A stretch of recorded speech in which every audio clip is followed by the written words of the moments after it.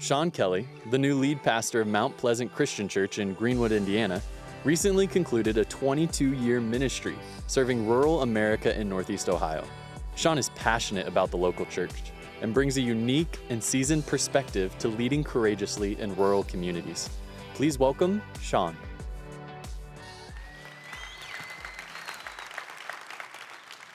Hey, Spire, how are we doing? Been incredible. The speakers tonight have been incredible. Lots of takeaways. Several years ago, I was on vacation with my extended family. It was me, my sisters, their spouses, my wife, my kids, my parents. There was about 19 of us in a cabin. And we decided when we got there, somebody needed to do the grocery shopping. So my wife, myself, and my oldest sister decided we would handle the task.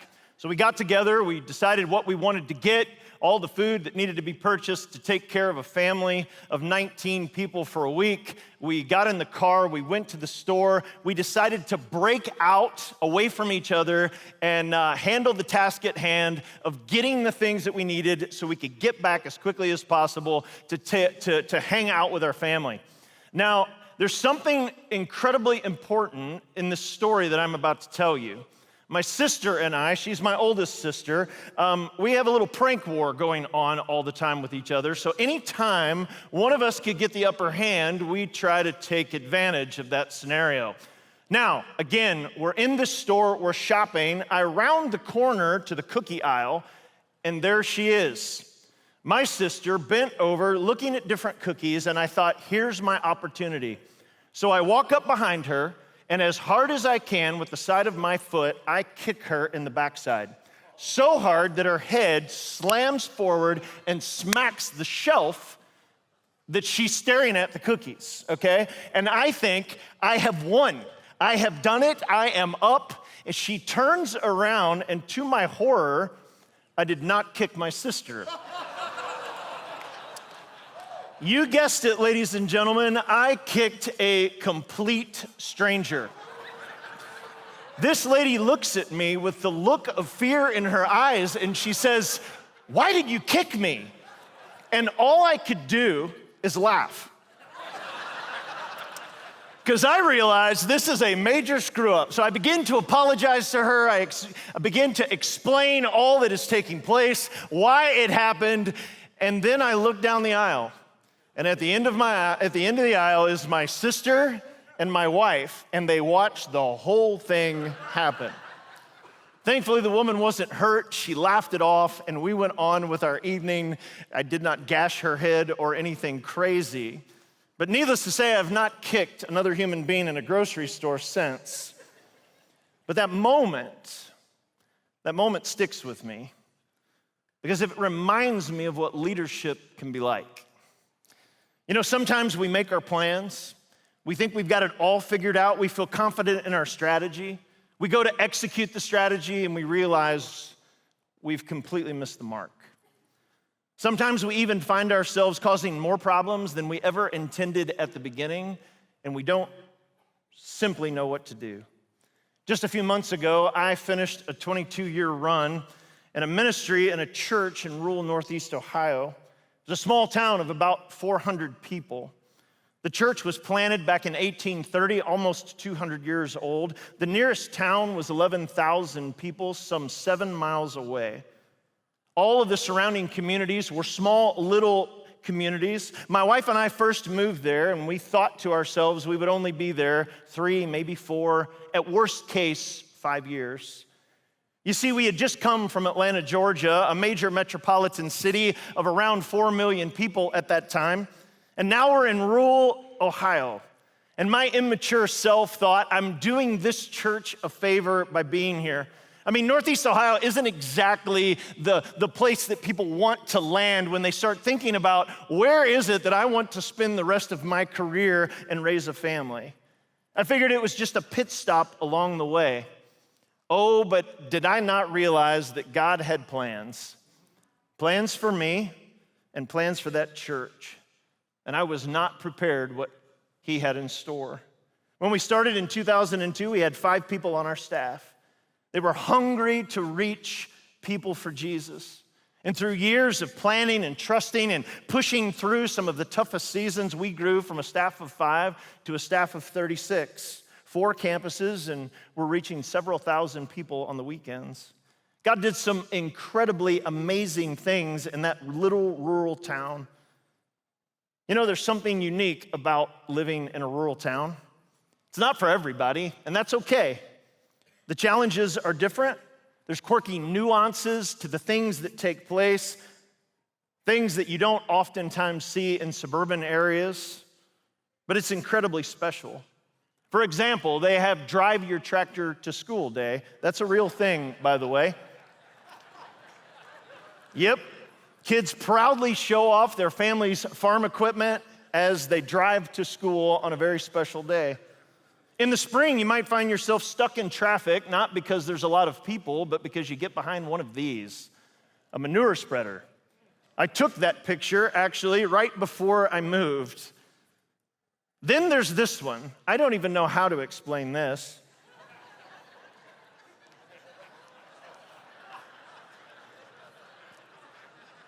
That sign is a picture I actually took at the county fair where we live. See, life in rural communities has its own flavor, but one thing remains true. The people there are genuine, they are hardworking, and they need Jesus just as much as anybody else. And when we focus on the right things, I believe the potential can be incredible for impact. So with the time I have left, I want to share 3 things that I think are incredibly important. They're 3 leadership principles. It's not anything profound, but it's something that has helped steady me over 2 decades of ministry in rural areas. Principles that have guided me through some of the toughest of seasons and also the most rewarding seasons. These sound simple in applying, but truth be told, I think they take a lot of grit. I think they take a lot of patience. And most importantly, I think they take a lot of faith. But trust me, they're worth doing if you're willing to stick it out. Principle number 1, you ready for this? Figure it out. In leadership, you can't wait for all of the stars to align before you take action. Leaders don't wait, they initiate. And if you've ever spent any time on a farm at all, you'll notice very quickly that you have to figure things out on the fly. There's a lot of equipment that needs to be run. There's a lot of people that help out in situations, and farmers don't really have a lot of time to tell you how to do things thoroughly. So what they'll do is they'll give you a quick rundown, followed by the sentence, "You'll figure it out. Go get it done." And this builds, I believe, problem-solving skills. I believe it builds confidence that you didn't have because you learn to adapt very quickly. And I believe the same is true in ministry. Too often we overthink every single detail. We stall because we're wanting every box to be checked and we're wanting to make sure that we've got everything aligned in order to have this thing happen before we execute it. And I honestly believe you land in paralysis by analysis. We don't move, and when we don't move, we lose momentum. You know, if we want to reach people who are far from Jesus, we have to make a move. A mentor of mine once told me, he says, you can recover from a mistake, but you cannot recover from being stagnant. You can recover from a mistake, but you cannot recover from being stagnant. And sometimes you just have to pull the trigger. You just have to get after it. Several years ago, we noticed a massive drop-off in our church's attendance during Labor Day weekend. Now, it's a holiday weekend, I get it. Most of you suffer from those same things. But in the county that we lived in, it had the 3rd largest county fair in the nation. It was so large that it would rival the daily attendance of most state fairs in our country. And it's one of the biggest things that happens in our community. In fact, schools where I used to live did not start until after Labor Day because they had to get through the fair because all of the kids were highly involved in our local fair. And we realized that a lot of families basically live at the fair all week, and church was the furthest thing from their mind.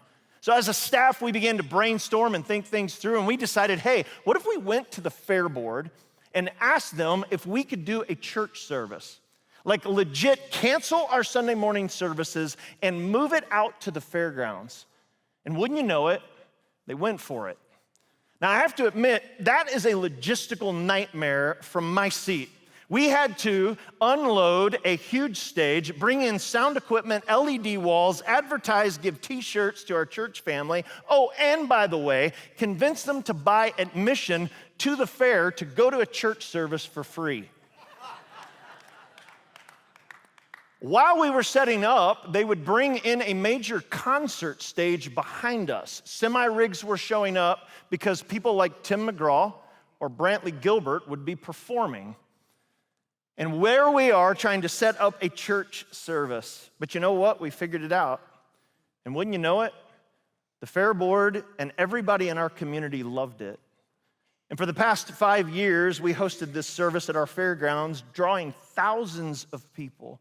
Thousands of people that would have never, ever darkened the door of a church, but because they were at the fair, they showed up at a service and somehow wound up in our church. And so many conversations with people, when we ask, how is it that you landed here at our church? They would say, you know, the first time we heard about you was at the fair. See, too many times we allow ourselves to be controlled by our problems instead of jumping in to seek creative solutions. Instead of becoming discouraged by all of our problems, by the overwhelming nature of not knowing all the details, simply jump in and figure it out. Because here's the thing. The one factor that oftentimes we forget, we never know what God's going to do if we're just faithful in making it happen. Principle number 2, be resourceful and utilize what you already have. Farmers are masters of resourcefulness. When equipment breaks, they don't always have the money, they don't always have the time, they don't always have the parts to fix things right away. And as a result, they look around to what it is that they already have on hand to fix the problem. In fact, if you've spent any time on a farm at all, the motto is give a farmer some duct tape, some baling wire, and a pair of pliers, and I promise you he can fix almost anything. And in ministry, it is so easy to focus on what we don't have. We don't have enough money, we don't have enough staff, we don't have enough committed leaders, but we forget that God has already given us what we need in that season. It's just about being resourceful with what's in front of us. Years ago, we wanted to do a movie series like a lot of churches were doing, yet we did not have the right screens to pull it off for the environment that we wanted to create. And hear me, we did not have the money to buy anything new. In fact, we did not even have the budget to lease or to rent the screens. We knew, though, that we wanted to do it. And we could have easily come up with a list of all of the reasons not to do this series. But instead, we got in a room and we started brainstorming and throwing out different ideas. And when we realized that we maybe had some people in the church that if we cast some vision to them, that they would maybe buy into and invest the funds to help us at least rent the screens that we needed for a couple of weeks. And sure enough, it happened. We were able to get enough people to throw in enough money that we could rent these screens for several weeks. It was a huge hit. And then the series ended and the screens had to go back to the rental company. Can I just be honest? I wanted to buy LED screens in a bad way. I tried to figure out every way that I could work budget numbers without going into debt to get these things in our facilities. But we just couldn't. We were launching campuses. We didn't have the budget. We had made the agreement internally. We didn't want to go into a bunch of debt, so how would we do it? Fast forward 3 years. I'm sitting at a birthday party. Interestingly enough, sitting next to a 92-year-old woman named Rose Marie.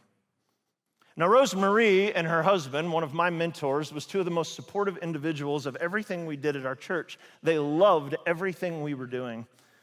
She asked me one afternoon at this party, where did the screens go after the service? So I explained to Rose that we rented the screens and it wasn't something that we owned, and she was interested. And then she made the statement, as only a 92-year-old could make. She said, it's the first time I've actually been able to see you clearly where I sit. Then she said, how much do you think they cost? I said, Rose, you could buy a house with the amount of money that these things would cost. And she said, well, do me a favor, get me the cost anyways. I would love to know it. So I kind of switched subjects and went on with the evening. And 2 days later, I get a call from Rose's son, and he said, Sean, Mom is dead serious about these LED screens. So I explained to him what I thought the cost was gonna be. I said, man, this is gonna be way crazy. He goes, do me a favor, just get the cost together. Maybe if anything, it'll just shut Mom up, right? So I laughed and I said, all right. And I called the company and we got a couple of quotes and I sent the numbers to Rose. A week later, it was a Thursday, I will never forget this. I walked into my office, and on my desk was a check handwritten by 92-year-old Rose Marie to cover the cost of not one LED screen, but every one of our campuses. At Christmas that year, she cried. It was just this past December. And she said, I thank God I was old enough or lived long enough to actually see this come to fruition. See, what I failed to see and what I will never miss from now on is God is at work in so many bigger ways than we are prepared. And there is a solution that is going to blow you away if you just stay faithful and keep pushing forward. And at the right time, and in the right moment, he's gonna show up with a miracle and blow your socks off. Please hear me. You may not have the budget of larger churches. I get it. I walk into places like this all the time and think, ooh, I wish I could, I wish I could, I wish I could. There's nothing wrong with what they have. Just understanding context. Because understanding context does not mean because of where you're at, because you don't have all of this, that you cannot do amazing things for God's kingdom. He is just looking for the faithful people to push forward. So do not be afraid to try new things. Do not be afraid to see what God could give you, and most importantly, use what is already at hand. Which leads to the third and final principle. Stick and stay and make it pay. In rural communities, farmers often go back to generations of families, 3, 4, 5, 6 generations. You don't see farmers jumping from one farm to another every couple of years. They often take what has been in their family for generations and they just simply try to make it work. Now, sometimes this includes more efficient methods of farming. Sometimes it includes upgrades of equipment. Sometimes they understand that they need to just work smarter and maybe not harder. But the truth is, they don't jump ship. In 2005, the Discovery Channel premiered one of my favorite shows, The Deadliest Catch. I know, it's weird. I watch it. I love it. They do the same thing every single episode. Crab pots off, crab pots on. Crab pots off, crab pots on. But on the show, one of the original episodes, Captain Phil Harris of the Cornelia Marie had a saying that for some reason it stuck with me. He would often say, sometimes you just have to stick and stay and make it pay. And what he meant is instead of running all over the Bering Sea, sometimes just work the area that you are at and be patient because the haul will come. See, too often we get discouraged because of challenging circumstances, because of difficult people, because of lack of resources. And the truth is, we start looking for the next thing. But I believe amazing things can happen right where you are if you just stay committed to the cause. Remember, it takes time. It takes time to create culture. It takes time for a paradigm shift, sometimes years, I would argue decades. Leading a church requires patience, it requires dedication, and it requires resilience.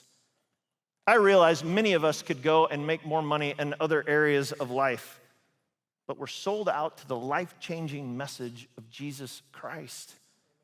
Yet I know some of you right now are considering throwing in the towel. You're having a moment like Ashley in a journal. Should I stay? You're burned out, you're tired, you're sick of long days and sleepless nights and endless battles, and you're on the verge of calling it quits. I just want to encourage you to stick and stay and make it pay. I believe God just wants to give you a fresh wind. I don't believe it's an accident that you're here. Some of you are needing to hear this right now. You need to be reminded why you get up every single day and why you have been committed to the life-changing message of Jesus Christ. So my challenge as I wrap up is keep studying, Keep preaching, keep showing up, keep being faithful, keep loving people, even the people that aren't lovable. Keep getting up when you get knocked down, keep taking bold steps of faith, and know that God is not done with you yet, and he wants to do something incredible. I want to leave you with the words of Paul. I keep it handy on my laptop because I have turned to it many times. It's found in Galatians chapter 6, verse 9. So let's not get tired of doing what is good, and at just the right time, we will reap a harvest if we do not give up.